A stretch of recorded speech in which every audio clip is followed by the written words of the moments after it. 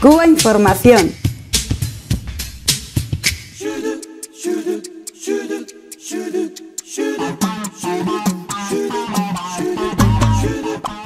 Vamos a comenzar nuestro programa de hoy hablando de que ha concluido el 8º coloquio internacional por la liberación de los 5 héroes en la ciudad de Holguín. Es un coloquio que se celebra todos los años. Así que vamos a hablar. Sí, organizado por el ICAP, que es el Instituto Cubano de Amistad con los Pueblos, esa organización, esa institución de Cuba que es la contraparte del movimiento de solidaridad con Cuba a nivel internacional y de todos esos centenares de comités por la libertad de estas 5 personas injustamente encarceladas en Estados Unidos desde hace ya, va a hacer 15 años el próximo año. 333 personas, delegados, delegadas de 44 estados del mundo visitaron Holguín, verdaderamente un récord de participación, un encuentro en el que hemos estado participando en varias ocasiones. Este año también, no nosotros personalmente, sino otras personas en nombre de Cuba Información, que nos han enviado sus reportes, que nos están preparando también vídeos de entrevistas a diversos participantes, etcétera. Realmente, bueno, pues un momento de cargar pilas para esta lucha internacional por los 5. Hay que dar algunos datos que a mí me estremecen un poco, ¿no?, de la situación carcelaria de estas personas.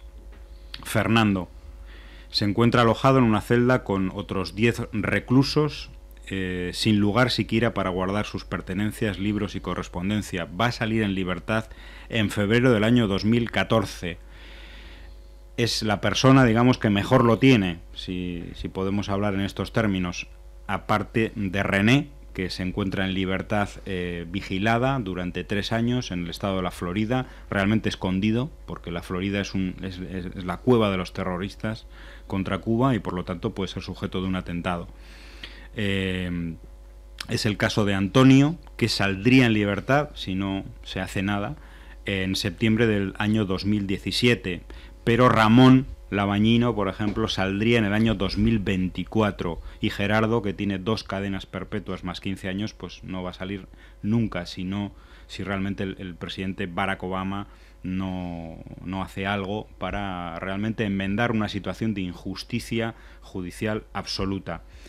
Y se anunciaba en este encuentro una cosa interesante, y es que en el año 2014 se va a celebrar el 3er encuentro mundial de solidaridad con Cuba, organizado también por el ICAP, que nos iremos preparando para poder asistir ahí en La Habana a un encuentro mundial de todas las organizaciones de la solidaridad.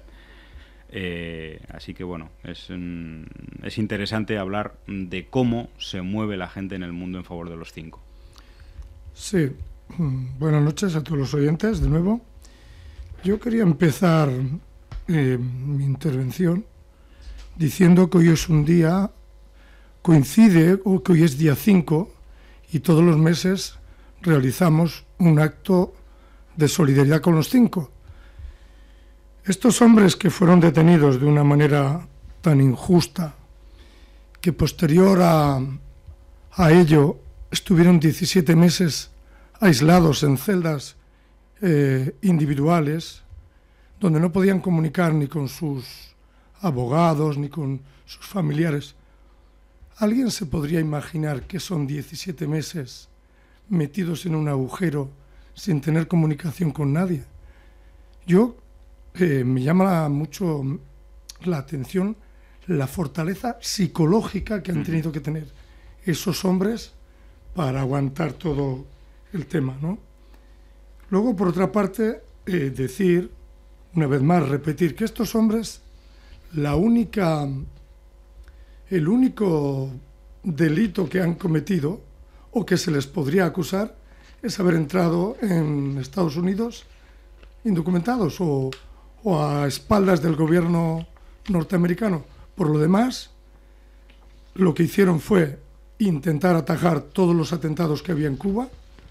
Todo el mundo sabe que en Cuba, desde los atentados de la Cubre, ha habido otros muchos más, que hay alrededor de 4.000 muertos y decenas de heridos, que nadie sabía por dónde venían los tiros, y estos hombres fueron valientes y se integraron dentro de las organizaciones mafiosas de Miami, donde se planeaban los atentados. Y cuando ya tenían un montón de información sobre quiénes eran los que planeaban y cómo y con qué medios, pues lo único que hicieron fue entregarle esa información al gobierno cubano, que a su vez les entregó la información al FBI para que actuaran en consecuencia. Y en vez de detener a los verdaderos terroristas, pues van y detienen a estos hombres. De una manera... Bueno, yo recuerdo que lo contaba Olga Salanueva cuando vino aquí a nuestro pequeño rincón, Euskadi, contaba con una calma pasmosa cómo vinieron, cómo lo detuvieron, cómo asustaron incluso a las niñas, porque entonces esta mujer estaba con él en Estados Unidos. Y a mí me causó una impresión esa señora. Vamos, yo no sé si sabría tener la calma que tiene esa mujer después de todo lo que han pasado y cómo han estado.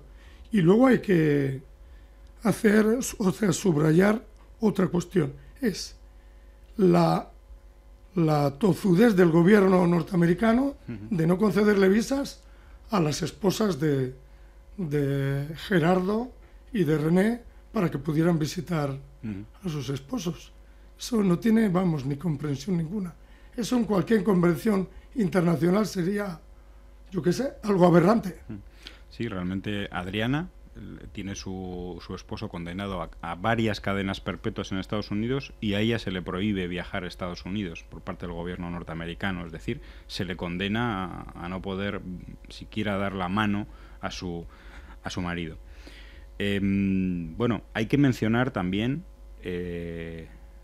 otra parte del asunto, ¿no? Otra parte o de este conflicto entre Cuba y Estados Unidos, que es, por ejemplo, el caso de Alan Gross. Alan Gross, una persona, un contratista, hay que decir un agente indirecto del gobierno de Estados Unidos, un contratista de la DAI, de una empresa norteamericana que trabajaba para la USAID, es decir, para la Agencia de Desarrollo de Estados Unidos, que fue detenido en Cuba en el año 2009, condenado a 15 años en el 2011 por implementar un programa, digamos, de reparto de una serie de equipos de telecomunicaciones en Cuba a la llamada disidencia cubana, es decir, para desarrollar uno de los programas del gobierno de Estados Unidos de injerencia en los asuntos y en la desestabilización de Cuba. En los últimos tiempos existe indudablemente pues una voluntad de poder llegar a un acuerdo en estos dos asuntos. Digo porque a veces no se menciona, pero las cosas son así. Una persona que está condenada en Cuba, el gobierno de Estados Unidos podría llegar perfectamente a un acuerdo con el tema de los 5 y este asunto realmente tener un final feliz para todos. Recordar que Alan Gross, a pesar de lo que han dicho las campañas internacionales y a pesar de lo que han dicho los medios de prensa, no tiene problemas graves de salud. Se estaba diciendo que tenía un cáncer, que estaba pasando que realmente no le estaban alimentando bien en Cuba, etcétera. Ha pasado una serie de análisis médicos y realmente se le hizo una biopsia, no tiene el cáncer que se decía. Es una persona que incluso hace ejercicios físicos, él mismo lo ha dicho. Incluso ha tenido varias visitas de rabinos, él es judío, que han atestiguado que realmente su estado de salud es bueno. Es decir, hay que también desmentir otra serie de mentiras que se dicen sobre este asunto, ¿no? Indudablemente la familia de él, en buena lógica, trata también de explotar este asunto, ¿no?, de la debilidad física de Alan Gross. Pero lo cierto es que en esta que podemos esperar, o que esperamos que en esta nueva administración de Barack Obama, ahora ya libre durante unos años de la presión de la ultraderecha en Miami, etcétera, libre, entre comillas, pues se puede esperar un acuerdo que posibilite que estas 5 personas regresen a Cuba con sus familias, que se haga una verdadera fiesta en Cuba y en todo el mundo por ellos, y que esta persona, Alan Gross, retorne también a Estados Unidos. hay una iniciativa para alcanzar 25.000 firmas de petición de un acuerdo precisamente en este sentido al gobierno de Estados Unidos. A través de Cuba Información se pueden pinchar y entrar en esta petición a la Casa Blanca, porque si se llega a las 25.000 firmas, el gobierno de Estados Unidos está obligado por lo menos a responder. Sí, hay una cosa también que yo quería apuntar, ¿no? Hablando de este tema con personas normales en la calle, se puede comprobar cómo los medios de comunicación han hecho una tabla oculta de todo este tema, de tal manera que le hablas a la gente del tema de los 5 y mucha gente dice los 5, ¿y quiénes son esos 5? Incluso gente que se podría decir, aunque sea para medios pequeños, que están metidos en el mundo de la información, y dices, no entiendo por qué unas personas que deben de estar informadas ni siquiera tienen conocimiento de esto. Y hay otra cosa que yo quiero darle ahí como una puntilla fuerte, que es el que el gobierno de Estados Unidos permita que Posada Carriles, que es una gente que lo entrenó la CIA, que es autor, digamos, intelectual del atentado de Cubana de Aviación, que incluso hizo unas declaraciones diciendo que no se sentía apesadumbrado por los atentados, que reconocía que había participado incluso en cosas de este tipo, y esté tan contento allí en Miami y no lo detengan, y detengan a personas como estos.